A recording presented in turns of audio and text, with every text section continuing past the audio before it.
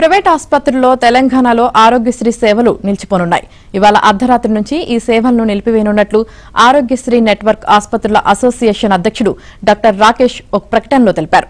గత ఏడాది నుంచి ఆరోగ్యశ్రీ 18 నెలలుగా ఈహెచ్ఎస్ పథకానికి సంబంధించిన బకాయిలు చెల్లించడం లేదని వివరించారు. దీంతో ఆసుపత్రుల నిర్వహణ కష్టతరంగా మారిందని వెల్లడించారు. మరోవైపు నెట్వర్క్ ఆసుపత్రులకు ఆరోగ్యశ్రీ ట్రస్ట్ సోమవారం 100 కోట్ల రూపాయలు చెల్లించింది. అయినా ప్రైవేట్ నెట్వర్క్ ఆసుపత్రులు మాత్రం వైద్య సేవలను నిలిపివేస్తామని స్పష్టం చేశాయి.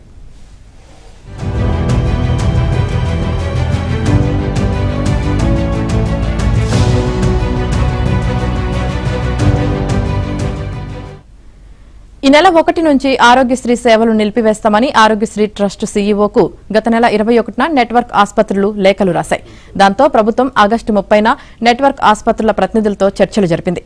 1-2 రోజుల్లోనే కొంత మొత్తాన్ని చెల్లిస్తామని హామీ ఇవ్వడంతో వారు ఆరోగ్యశ్రీ సేవల నిలిపివేతను వాయిదా వేసుకున్నారు. కానీ 15 రోజులైనా ఇచ్చిన హామీ నెరవేరకపోవడంతో సేవలు నిలిపివేయాల్సి వస్తుందని ప్రైవేట్ ఆసుపత్రులు చెబుతున్నాయి. 1200 నుంచి 1400 కోట్ల రూపాయల బకాయిలు ఉన్నట్లు చెబుతున్నాయి. కాగా ప్రైవేట్ ఆసుపత్రులకు 530 కోట్లు, ప్రభుత్వ ఆసుపత్రులకు 550 కోట్లు కలిపి మొత్తం 1100 కోట్ల రూపాయలు చెల్లించాల్సి ఉందని ఆరోగ్యశ్రీ ట్రస్ట్ వర్గాలు పేర్కొన్నాయి.